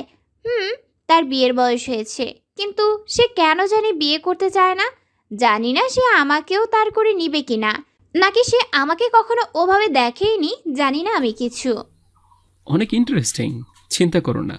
লাগলে আমি ছেলেটার সাথে কথা বলবো, তাকে বুঝিয়ে বলবো যে তুমি তার জন্য কত কিছু শিখেছ। আমার কথা শেষ হতেই হঠাৎ অবনী হেসে দেয়। আমি পুরো বোকা হয়ে যাই। ও হাসছে কেন? আমি জিজ্ঞেসও করি, কি হলো, হাসছো কেন? অবনী হাসতে হাসতে বলে, আপনার এই কথাগুলো আয়নাকে বললেন তাহলেই হবে, কারণ আমি যাকে ভালোবাসি সে আয়নাতে থাকে। কথা শেষ করেই ও হাসছে। আমি তো পুরো ভয় পেয়ে যাই। কি সাংঘাতিক কথা! তাহলে কি ও কোনো ভূতকে ভালোবাসে? হায় হায়, আমি ভরকে যাই ওর কথা শুনে। ওর ভালোবাসার মানুষ আয়নার ভিতর কিভাবে থাকবে? আমার মাথায় কাজ করছিল না। আমি শুধু ভাবছি আর ভাবছি, আর অবনী মিটমিট করে শুধু হাসছে। অবনী আবার বলে উঠল, আচ্ছা আসুন, খাবারগুলো শেষ করি, না হলে নষ্ট হয়ে যাবে। ওকে ওকে। আমি খেতে খেতে অবনীর দিকে আর চোখে তাকাই। কেন জানি ওকে অনেক সাহসী মনে হচ্ছিল। হঠাৎ ওর কি হলো বুঝলাম না। এদিকে ওর রহস্যময় কথার জাল আমাকে চিন্তায় ফেলে দিয়েছে। আয়নার ভিতরে কেউ কিভাবে থাকতে পারে? আবার আমার কথাগুলো আয়নাকে বলতে বলেছে, কারণ ওর ভালোবাসার মানুষ আয়নার ভিতর থাকে। না, এখানে নিশ্চয়ই কোনো রহস্য আছে, কিন্তু সেটা কি? আমাকে বের করতেই হবে, অবশ্যই বের করতে হবে। আমি গভীর চিন্তায় যখন ডুব দিলাম, তখন অবনী আমার দিকে মিষ্টি একটা চাহনি দিয়ে তাকিয়ে থাকে আর খায়। আমি সেদিকে খেয়ালই দেইনি। এরপর খাওয়া দাওয়া শেষ হলে আমি অবনীকে আমার ফোনটা দিয়ে ল্যাপটপ নিয়ে কাজ করি, আর মাঝে মাঝে ভাবতে থাকি ও ঠিক কী বোঝালো। সেদিন রাতের পর থেকে দেখতে দেখতে টানা ৫-৬ দিন চলে গেল। আজ প্রায় ১ সপ্তাহ হয়ে গেল অবনী আমার সাথে। ও এখন আমার সাথে অনেকটা ফ্রি। আগের মতো চেপে চেপে কথা বলে না, আমার সাথে হাসি মজা করে। আমার কাছে ভালোই লাগছিল সব কিছু। তবে একটা সমস্যা হচ্ছিল, আর সেটা হলো আমি অফিসে আসলে ওর সাথে প্রায় দীর্ঘ ৯ থেকে ১০ ঘন্টা কোনো কথা হয় না। তাই ওকে সারপ্রাইজ দিতে স্যামসাংয়ের দামি একটা ফোন কিনলাম, সাথে একটা সিমও। আজ ওকে অনেক খুশি করা যাবে।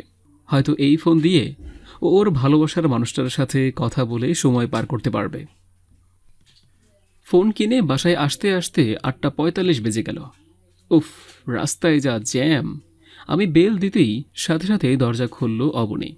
আমি ওর দিকে তাকাতেই স্তব্ধ। অবনীর চোখে পানি। আমি মুহূর্তেই সব কিছু ব্লাঙ্ক দেখি। অবনী কাঁদছে কেন? আমি ওকে নিয়ে ভেতরে এসে দরজা লাগিয়ে অস্থির কণ্ঠে জিজ্ঞেস করলাম, এ কি, তুমি কাঁদছো কেন? কি হয়েছে? কোনো সমস্যা? আমাকে বলো প্লিজ।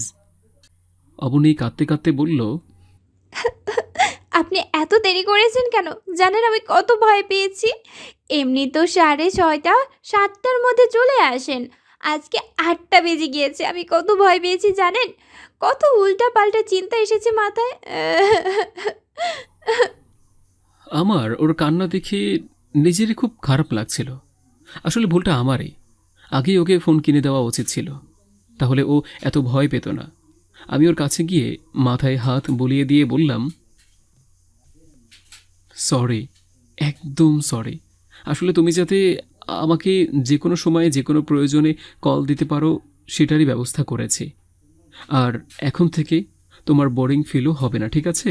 কারণ তোমার জন্য নিয়ে এসেছি। দাঁড়াও, দেখাচ্ছি। তারপর আমি ব্যাগ থেকে অবনের জন্য কেনা নতুন ফোনটা বের করে ওর দিকে এগিয়ে দিয়ে বললাম, এই যে তোমার নতুন ফোন। এটা কিনতে গিয়েই একটু দেরি হয়ে গেল। এখন থেকে আমাকে তুমি যে কোনো সময় কল দিতে পারবে। শুধু আমাকে না, তোমার ভালোবাসার মানুষটাকেও কল দিয়ে কথা বলতে পারবে। আমি নতুন সিমও লাগিয়ে দিয়েছি। নাও নাও, দেখো পছন্দ হয়েছে কিনা। অবনী বেশ অবাক হয়ে চোখের অশ্রুগুলো মুছে ফোনটা বের করে দেখে। আর ও বেশ অবাক হয়ে বলল, এটা তো খুব দামি ফোন, আমাকে কিনে দিলেন কেন এত দামি ফোন? আমার তো কেউ নেই যাকে কিছু দিব, তাই তুমি যেহেতু আছো তোমাকেই দিলাম। তাছাড়া সারাদিন অনেক কিছুই করো তুমি আমার জন্য, বলতে পারো এটা তার জন্যই গিফট করলাম তোমাকে। স্যার, আপনি আসলে একটা পাগল, তবে অনেক ভালো পাগল। Thank you so much. আপনাকে ফোন দিয়ে সারা দিন জ্বালাবো। তাই নাকি? আচ্ছা, জ্বালায়ও। অবনী লজ্জা পায়। লজ্জায় মুখ অন্যদিকে ঘুরিয়ে বলল, যান, ফ্রেশ হয়ে আসেন, আমি চা দিচ্ছি আপনাকে।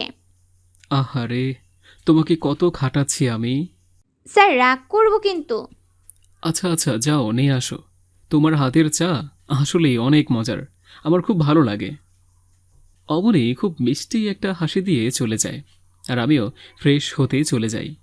অবনীকে কাঁদতে দেখে বেশ ভয় পেয়ে গিয়েছিলাম, এখন কিছুটা শান্তি লাগছে। সাথে এটা ভেবেও খুশি হলাম যে এই দুনিয়াতে কেউ একজন আমার জন্য এত চিন্তা করে, আমাকে নিয়ে এত ভাবে। তবে এসব ক্ষণিকের জন্য। আর 3 সপ্তাহ পরেই অবনী চলে যাবে। ওর ভালোবাসার মানুষটাকে ও বিয়ে করবে, সুখে শান্তিতে থাকবে। আর আমি সেই আবার একাকিত্বকে আলিঙ্গন করে নেব। যাই হোক, ফ্রেশ হয়ে এসে অবনের হাতের চা খেলাম, ওর সাথে অনেকক্ষণ গল্প করলাম, দুজনে অনেক হাসলাম। অবনী নতুন ফোন পেয়ে অনেক খুশি। হঠাৎ ও খুব চুপচাপ হয়ে গেল। আমি চিন্তিত স্বরে বললাম, কি হলো, চুপচাপ হয়ে গেলে যে? আজ 1 সপ্তাহ হলো আব্বু আম্মু হয়তো অনেক চিন্তায় আছে। অবশ্য আমি চিঠিতে লিখে আসছি যে আমি আমার একটা ফ্রেন্ডের বাসায় থাকবো, আমাকে যেন না খুঁজে। তাও খুব মিস করছি তাদের। একটা কল দিব? হুম হুম, দাও। বলো তুমি ভালো আছো, দেখো কি বলে। ঠিক আছে, আম্মুকে কল দিই। ওকে। অবনী ওর মাকে কল দেয়। কিছুক্ষণ রিং হতেই ওর মা ফোন রিসিভ করে। হ্যালো, কে বলছেন? আম্মু, আমি অবনী। অবনী? কই তুই? কেমন আছিস? আমাদের ছেড়ে কোথায় গিয়েছিস বল? এখনই চলে আয় মা। তোর বাবা আর আমি ভালো নি তোকে ছাড়া। শান্ত হও, আমি অনেক ভালো আছি মাম্মি, তবে তোমাদেরকে অনেক মিস করছি। মা, তুই এভাবে বিয়ের আসর থেকে পালালি কেন? একটাবার আমাদের কথা ভাবলি না? আমাদের মান ইজ্জত সম্মান সব শেষ। আব্বু কি তোমার পাশে? হ্যাঁ, একটু লাউডে দিবে? দিচ্ছি। আব্বু, আমি ইচ্ছা করে পালাইনি, বাধ্য হয়েছি। তোমরা টাকা পয়সা দেখে অন্ধের মতো একটা খারাপ ছেলের হাতে আমাকে দিয়ে দিচ্ছিলে। আমার ফ্রেন্ডরা ছেলেটাকে দেখে এসে বলেছে ছেলেটার নজর খারাপ। শুধু তাই না, সে আমার বান্ধবীদের সাথে খুব খারাপ বিহেভও করেছে। যেই ছেলের বিয়ের আগেই চরিত্রে এমন, সে কিভাবে আমাকে ভালো রাখবে বলো? তাই আমি চলে এসেছি। আর হ্যাঁ, আমি একজনকে খুব ভালোবাসি, সে আমার মন মতো। আমি বিয়ে করলে শুধু তাকেই করব। তোমরা তাকে খুব ভালো করেই চিনো, তোমাদের খুব পছন্দও ছিল তাকে।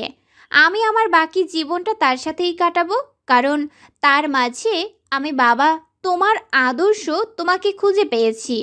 আমি খুব তাড়াতাড়ি তাকে নিয়ে তোমাদের কাছে আসব। তোমরা আমার জন্য চিন্তা করো না, আমি খুব ভালো আছি, অনেক যত্নে আছি, যেমনটা তোমরা আমাকে যত্নে রাখো। অবনীর বাবা কিছু বলে না। ওর মা বলে উঠল, অবনী, আমাদের উপর রাগ করিস না। আমরা বুঝতেই পারিনি ছেলেটা খারাপ ছিল। তোর বান্ধবীরা আমাদের সব বলেছে। বল না তুই কোথায়? তুই যাকে বলবি তার সাথেই তোর বিয়ে দিব। আমি যাকে ভালোবাসি সেই ছোট্ট থেকে আমি গত 7 দিন যাবৎ তার সাথে আছি। সে আর কেউ নয়, আমার সেই আকাশ স্যার। আমি ওনাকে বিয়ে করব, শুধু ওনাকেই আর কাউকে না। হঠাৎই অবনীর বাবা বলে ওঠেন, আকাশ, ওকে নিয়ে বাসায় চলে আয়, ওর সাথে তোর বিয়ে দিব আমি। যা, বাবা হয়ে একবার ভুল করেছি, এবার মেয়ে যা বলবে তাই করব। তাড়াতাড়ি চলে আয় মা, আর পারছি না আমরা। সত্যি বলছো পাপা? তুমি ওনার সাথে আমাকে বিয়ে দিবে? হ্যাঁ মা, তোর খুশিতে আমাদের খুশি। আর আকাশকে আমি চিনি, ও আসলেই খুব ভালো একটা ছেলে, আমার কোনো আপত্তি নেই। আমরা কালই আসছি পাপা। থ্যাংক ইউ সো মাচ তোমাদের। হ্যাঁ মা, তাড়াতাড়ি আয়। আমি অবনীর পাশে বসেই ওর কথা শুনছিলাম। হঠাৎ করে ওর এই কথাগুলো শুনে আমি লাফিয়ে উঠি, পুরো স্তব্ধ হয়ে যাই। অবনী ফোন কেটে আমার দিকে লজ্জাসিক্ত মুখখানা নিয়ে তাকায়। আমি এখনো বুঝতেই পারছি না এটা কি হচ্ছে। অবনী উঠে একটা ছোট্ট আয়না এনে বলল, বলেছিলাম না আমার ভালোবাসার মানুষটা আয়নার ভিতরে থাকে। এই যে দেখুন। আমি আয়নায় তাকিয়ে নিজেকেই দেখছি। তার মানে এই সেই আয়নার রহস্য। অবনী তাহলে আমাকেই ভালোবাসে, কিন্তু কেন? ও আবার বলে উঠল, আপনার কাছে পড়তে পড়তে কখন যেন আপনাকে ভালোবেসে ফেলি, কিন্তু আপনি হারিয়ে যান। বিয়ের শেষ মুহূর্ত পর্যন্ত মনে হচ্ছিল যদি আপনাকে আবার পেতাম, তাই বিয়ে থেকে পালানোর সাহস পাই। আর ছেলেটাও ভালো ছিল না।